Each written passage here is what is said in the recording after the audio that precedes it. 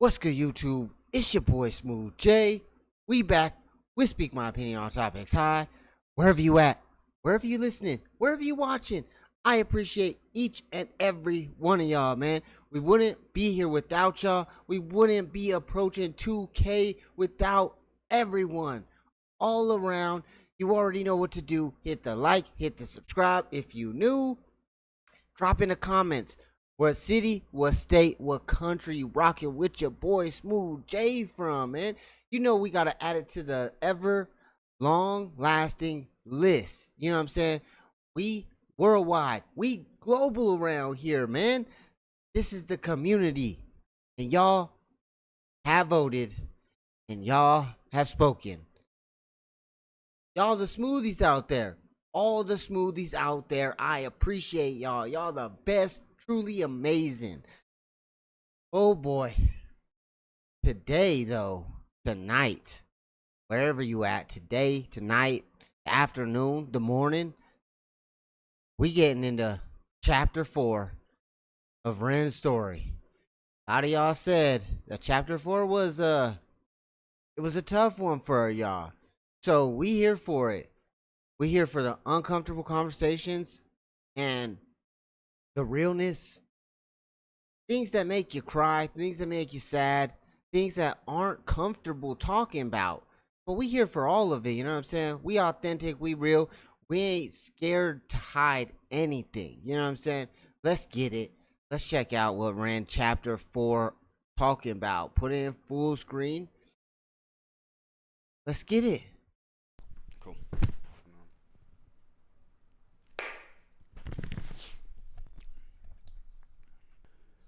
During the year I spent living back with my mum, I was leaning even more heavily into scouring the internet for answers. It became like an obsession.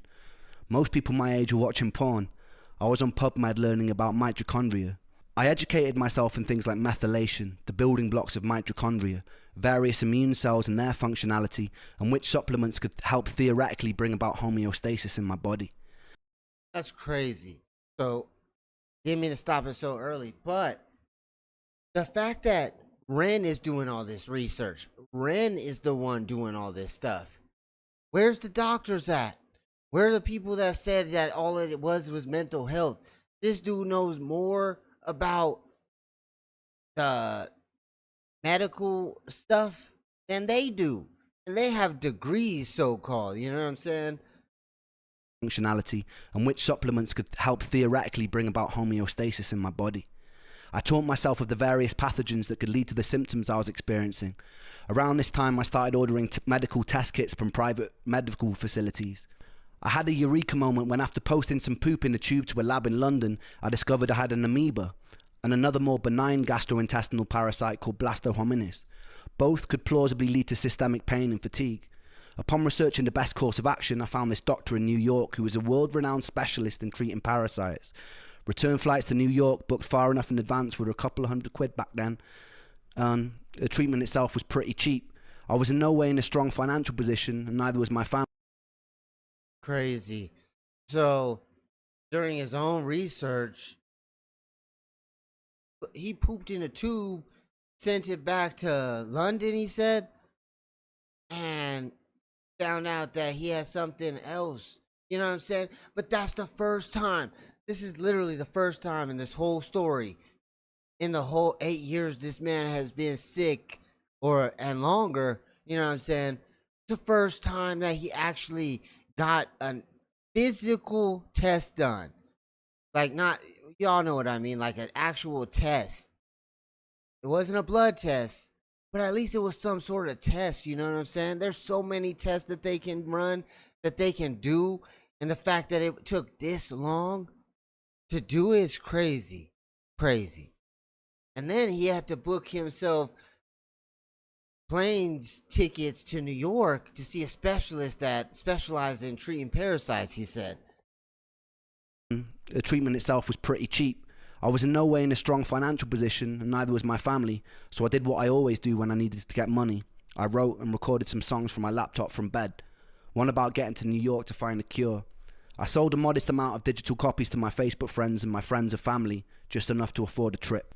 During this time, my symptoms had gotten a lot worse, so the entire visit was a bit of a blur. I remember sitting in a waiting room and struggling to find an inch of Still hustling, sick and all, still hustling to try to find any way possible to try to make it to New York, just to try to get any sort of treatment he could. so the entire visit was a bit of a blur. I remember sitting in a waiting room and struggling to find an inch of wall space that wasn't taken up by the countless medical qualifications and diplomas attached to it. I half expected the walls to start bragging about their Ivy League connections and debating the latest medical research while us mere mortals waited to be called in. When I was finally on the doctor's table, I was told to take off my clothes and put on a blue disposable paper robe. An old man in his 80s hobbled in, pulled on a medical glove, and proceeded to cover his finger in Vaseline. My heart sunk. I was pretty sure I knew what was coming next. I suddenly wished I'd experimented more with my ex-girlfriend. I didn't want to lose my backdoor virginity like this. He could have at least done me the courtesy of putting on some Marvin Gaye and lighting some candles, but instead I lay in uncomfortable silence on a brightly... Stop, dude. Why he gotta do that to me, man? Why, dude? Come on, man. Come on, Rand, dude. This is serious, but the dude is just going.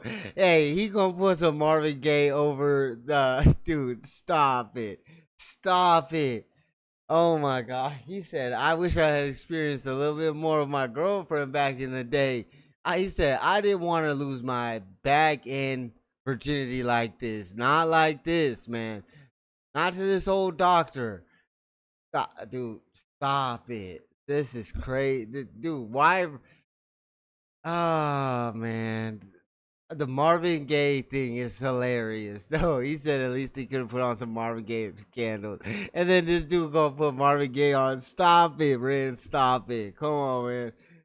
Come on, man. Putting on some Marvin Gaye and lighting some candles, but instead I lay in uncomfortable silence on a brightly exposed operating table, while a firm-handed, overqualified old man inserted his index finger forcefully into my anus. He never wrote to me afterwards. I felt used. Oh, stop, dude. Stop. Oh, man. Dude, I cannot believe he played Marvin Gaye over that. Oh, hell no. Y'all, man, y'all didn't warn me on that. Come on, man. Come on, Rand. What are you doing to me, Rand? What are you doing to me, guy? Oh, man. Yo, at least Rand can make light of situations, you know what I'm saying? To be honest with you, I would be traumatized. Not gonna lie. Not gonna lie. Not gonna lie. Into my anus. He never wrote to me afterwards. I felt used. Nonetheless, I was officially diagnosed with the parasitic amoeba and given a course of heavy-duty antibiotics to take. I believe it was paramomycin and secnidazole. After the course was finished, I pooped into a tube again, and they confirmed I got rid of the parasites. The constant internal techno raves and gurgling which usually plagued my stomach ceased, but I felt just as crap. And on top of all of that, I started becoming allergic to everything. And I mean fucking everything. The antibiotics had triggered some sort of massive food intolerance reaction. Whenever I'd eat certain foods, I'd get hit with a sudden hangover-like feeling, and my face would swell up. Damn, that's crazy. So he said, like, antibiotics they gave him, they did clear the amoeba, but I mean, they started making him feel worse in different ways. You know what I'm saying? He said he became allergic to everything, and he said he meant everything. Like he said he'll eat food, and then all of a sudden his face will swell up. Whenever I'd eat certain foods, I'd get hit with a sudden hangover-like feeling, and my face would swell up. Crazy. I'd later learned this was something called MCAS, and it was triggered by the antibiotics. This was the first time I felt the crushing defeat of pinning a lot of money, hopes, and time into a treatment only for it to make me worse. That's crazy. That is crazy. So all those antibiotics they killed like the parasite that he did have, but then all along he's given all this money, and then he developed something else That's heartbreaking. That is absolutely heartbreaking right there. Feat of pinning a lot of money, hopes, and time into a treatment only for it to make me worse. I'd felt it to a small degree with every failed herbal protocol, every antidepressant that gave me side effects, but this was on a much larger scale. I almost felt guilty and full of shame for not getting better. I told my friends and family that this was going to be the thing that cured me. Not only did it fail, but I was now unable to tolerate basic carbohydrates, fruits, sugar, high histamine food, dairy, grains, without feeling terrible. I felt pretty crushed about that. Dang. Not only did he tell friends, family that gave him money to go all these treatments in New York, he said it was gonna, he's pretty sure this was the thing that was gonna cure him. And then all of a sudden, nope, that's only the thing that made him feel worse. Like everything this man does and he kept doing, it just made him feel worse and worse and worse every single time. And he spent thousands and probably thousands of dollars just trying to have 6-month wait times and going to fly different places to see all these different specialists, all these different groups, all for it to fail each and every time. Dairy, grains, without feeling terrible. That's crazy. I felt pretty Barely crushed eat. about that. Couldn't eat anything, basically. Despite this, some tenacious part of me had a perseverance that didn't want to stop looking for answers. I was obsessed with trawling the internet. I strongly believe if I didn't have that tenacity to keep looking after every defeat, I'd probably be dead today. That's a fact. Like him just keeping on fighting is the reason why. The reason he kept searching and searching and searching. That's the reason this man is alive today. After about a year of living with my mum in North Wales, I got the itch and I decided that I'd make a bold move to Brighton. Most days I didn't really have the energy to do much other than short walks, but I had a friend over there who lived with Emmy for years. It felt like a safe space, a place of understanding. Being a 23-year-old living with his mother didn't feel very cool either. He had a free room going and he was a legend. I desperately craved my own independence. After going through the heartbreak of losing love and losing the exciting career opportunity, I needed to feel like I wasn't just sitting in the tomb in Wales waiting for death, even if it was a struggle. That's a fact. He said, I have to do something about my life. I have to do something than just feel like sad, lonely, sitting in this room, just kind of waiting on my days to pass, basically. And he said, living with your mom at 23 isn't cool either. You know what I'm saying? He said, I wanted that independence too. Wales waiting for death, even if it was a struggle.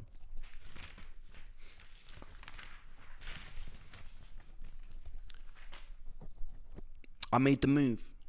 It was a really nurturing space, and it was full of the lunatics of Brighton who would come and go.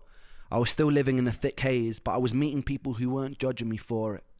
With this safety, I was slowly finding my personality again. Despite the comfortable environment, it seemed my symptoms were only getting worse. I started having pretty constant panic attacks. The first one felt like a heart attack. I'd never experienced a panic attack before, so I wasn't familiar with the symptoms. My whole face went numb, and my heart felt like it was about to beat out of my ribcage. I panicked and I phoned an ambulance. They put me in the back, they took all my vitals, and they told me I wasn't dying. I felt disappointed. These attacks would happen pretty habitually every week or so. Damn, he started having panic attacks now. Then he said, the ambulance told him that he wasn't dying. He said, felt disappointed. Like, he's so sick that he just doesn't want to live anymore. You know how heartbreaking that has to be? Just to live with that every single day and keep getting worse and worse and developing more and more symptoms. The more and more supposed treatments that you're getting. I felt disappointed. These attacks would happen pretty habitually every week or so. My symptoms of derealization seemed ever increasing. Derealization is hard to describe to someone who's never experienced it. The closest thing I can come to is feeling like you're on bad drugs. You feel disconnected from yourself, like your soul has been vacuumed out of your body and nothing around you quite feels real. Everything has an unusual undertone and nothing feels safe. I remember one night in the first year that I lived with Ben, there was this lightning storm of torrential rain. I went outside and I stood in a t-shirt hoping I'd be hit by a bolt of lightning and it would somehow shock me out of it. Unfortunately, I wasn't on Zeus's hit list that day. This urge to be shocked back into reality didn't really leave me. I remember one day I was walking back from the shops. I found an old analog television in an alleyway that was being thrown out. I can't quite remember the thought process that led me there. I just remember feeling angry, and I decided to smash the fucking pieces out of the TV in the alley. I picked it above my head and I hurled it towards the ground. The screen cracked, but it didn't shatter like I hoped it would. I did it again and again and again until there were large shards of glass lining the street. I saw one about the size of a kitchen knife and I picked it up. It's hard to rationally explain self-harm that's not a cry for help, because this wasn't a cry for help. I'd cried for help multiple times and no one listened. The pain I felt inside my body could never be done justice with words. There's a certain horror, a certain frustration of living in a body that would never give me a moment of peace. It's so real. Like, do you know how hard it would be to just never feel right, always feel sick, never just have peace of mind, never just not feel aches and pains and oh my goodness. He said he just smashed the TV over and over and over again. And then picked up a large shard of glass. He said this wasn't a cry for help. He said I cried multiple times and no one has listened. I've tried to get help. I've done everything I possibly can. What else can I do? What truly else can Ren do? That's what he keeps asking himself. Whew. Man. Certain horror, a certain frustration of living in a body that would never give me a moment of peace. I felt constantly alienated. I had no doctors to tell me what was going on. They made me feel like a hypochondriac. There are no combination of words in the English language that can express that pain, that can express that frustration. There's no song I could write that would make you understand. In that moment, the closest and truest way I had of communicating my pain was driving a shard of glass into my chest and dragging it across until the blood was dripping down my body. It didn't hurt very much compared to what was already going on inside of me, and it didn't really help me feel better either, but it was truth, and there was beauty in that. Adrenaline gives you a brief moment of respite. Wow. Wow. This man took that piece of glass, stuck it in his chest, and dragged it across. And he said, that was nothing compared to the actual pain that I've been feeling for my entire life. He said, actually, that's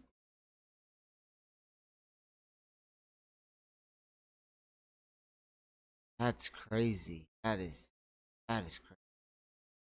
I can't believe,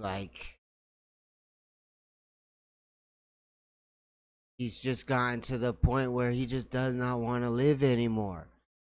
Just doesn't. No. Adrenaline gives you a brief moment of respite, but it wasn't long until I was exactly where I started, just decorated in a little bit more blood than usual. I made sure nobody saw. I didn't want to cause any alarm. I didn't want anyone to be worried. So I cleaned it up when I got home, and then I resumed the life of the undead. In the next episode, I'll tell you the story of when I was stabbed by an ancient sword and when I met one of the most talented people that I know.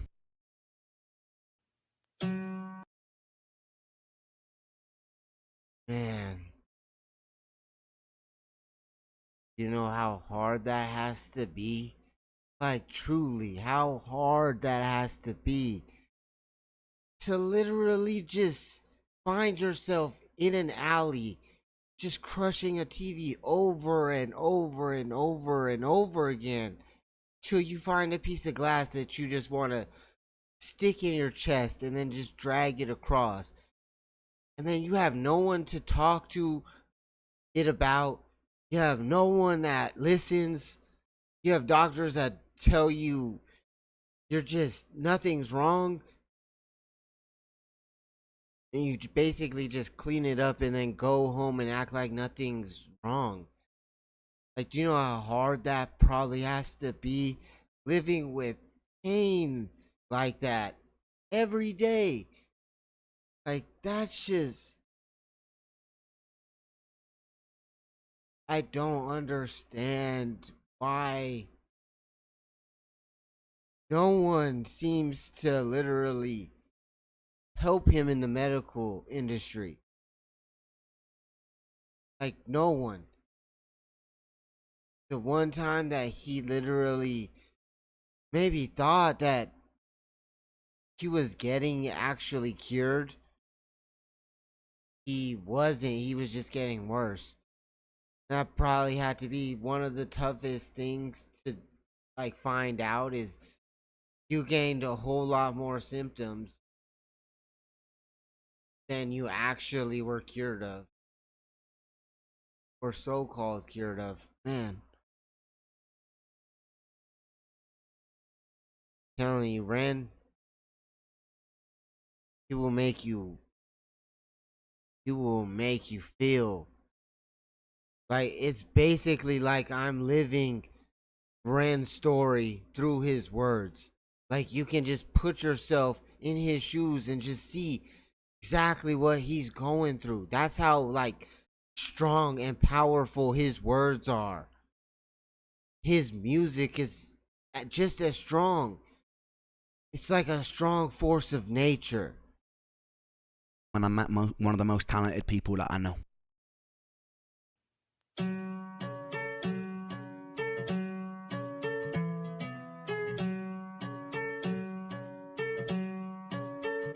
I got tears on my sleeves, hold on, and holes in these jeans, hold on. I haven't slept in weeks, hold on. I haven't found no peace, hold on. I get my teeth tied, hold on, and these tears run dry, hold on. Two bloodshot eyes, hold on, two bloodshot eyes. I don't belong here, in a place where life has left me. I'm 25 going on 150. My body feels old and I'm trying to... Man, he said, I'm 25, but my body feels like it's 150. I feel old. I'm in pain. I'm in pain. I've been screaming and trying to get help, and no one just listens. No one listens. Like, no one cares. I can understand the frustration, the anger that he's probably felt throughout his life. Just trying to figure out by himself what he can do, what is wrong.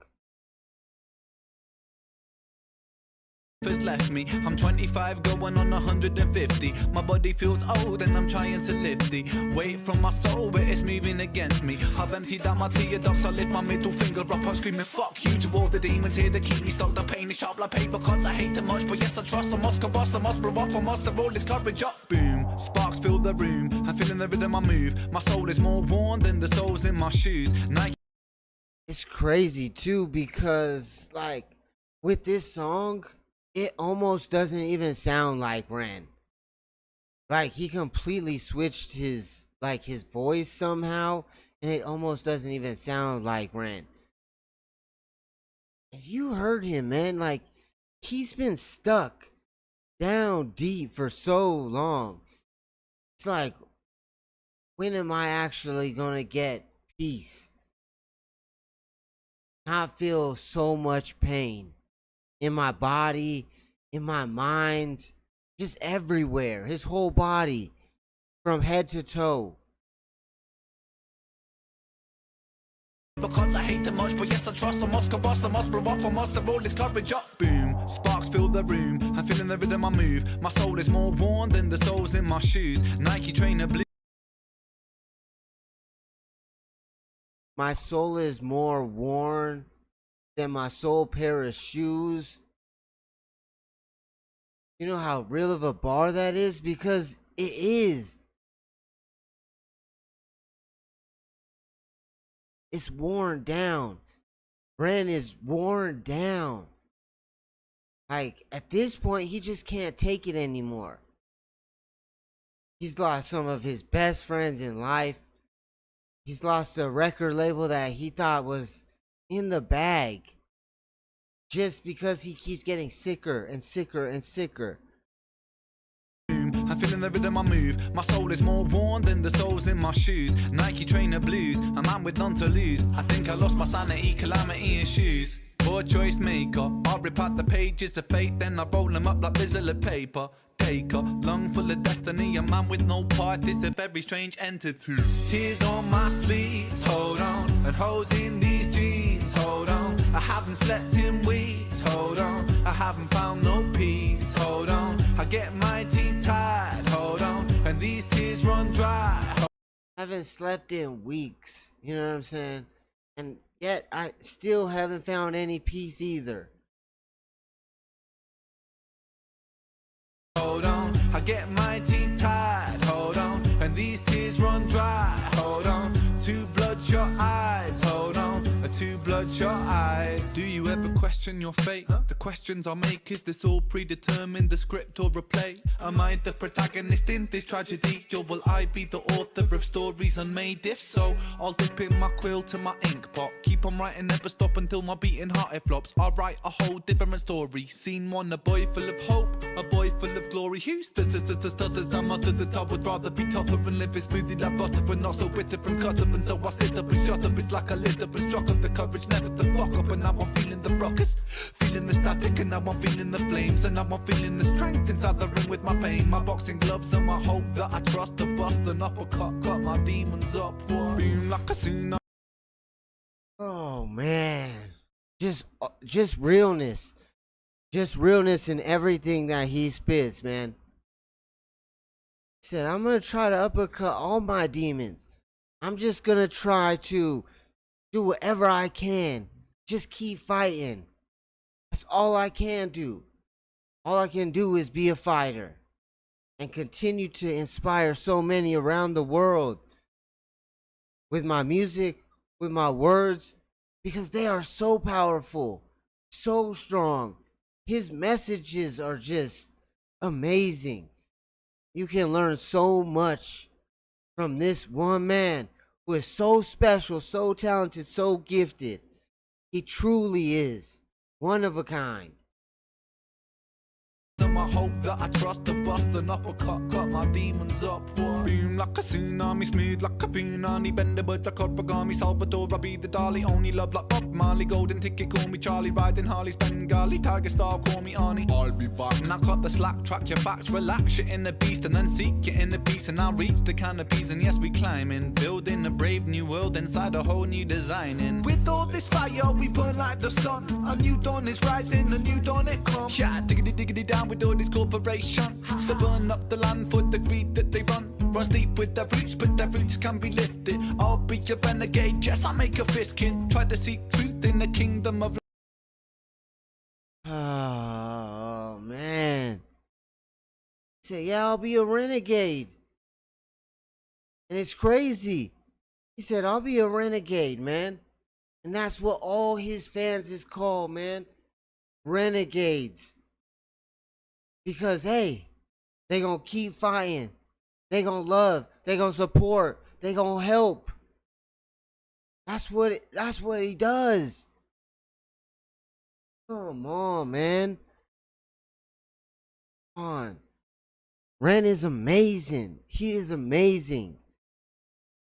I want to actually get the full bar right there because I don't actually know. They burn up the land for the greed that they run. Runs deep with their roots, but their roots can be lifted. I'll be a renegade, yes, I'll make a fist kin. Try to seek truth in the kingdom of lies. A boy. I'm not even too sure. You guys gotta let me know what that actual bar is. But you know, I was gonna catch the renegade bar, man.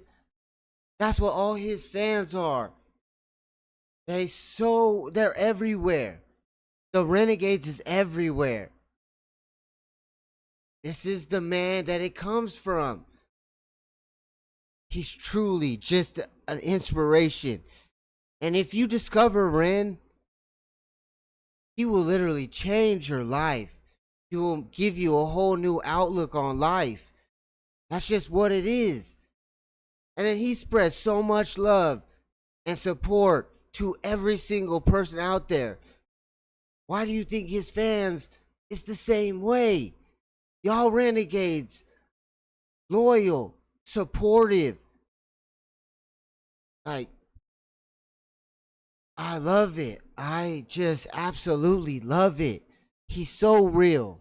Be a renegade, yes, I make a fist kin. Tried to seek truth in the kingdom of lies. A boy so lost with two bloodshot eyes. Tears on my sleeves, hold on. And holes in these jeans, hold on. I haven't slept in weeks, hold on. I haven't found no peace, hold on. I get my teeth tied, hold on. And these tears run dry, hold on. Two bloodshot eyes, hold on. Two bloodshot eyes.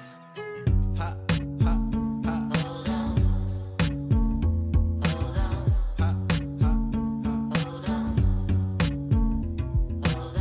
Two bloodshot eyes.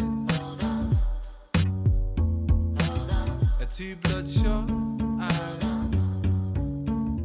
Woo.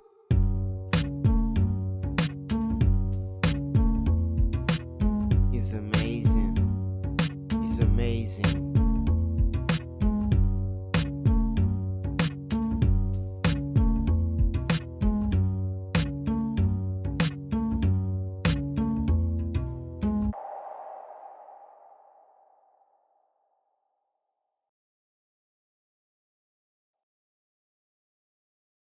I wanted to make sure there was nothing else there, you know what I'm saying? I had to make sure.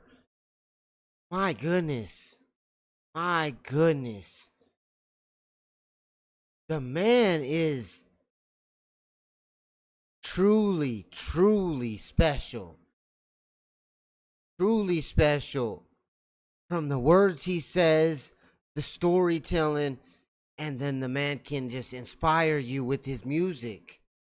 It's just so incredible. This is real Ren. You're seeing it right here. He's being real with us, giving us his whole life, letting us know where it all started, where it's coming, and where it has, like, basically ended at for the time being. You know what I'm saying? Like, he's just incredible. He is incredible. The fact that he can just go through the story of his life and tell us exactly, like, how he was raised, how the sickness has affected him throughout his whole life, and then to see him where he is today on the journey that he's been on. Absolutely incredible. I appreciate these chapters so much because it gives me such a huge insight into who Ren really is and what actually happened throughout his whole life. So I hope you guys appreciate me reacting to these, man. It was chapter 4. It was so deep, it was so real, but this is how all the chapters are. It's your boy Smooth J. It Speak My Opinion on Topics. Hi. You already know what to do. We're trying to get to 2K, so hit that like, hit that subscribe if you new. And you already know. The Smoothies, we out. Peace.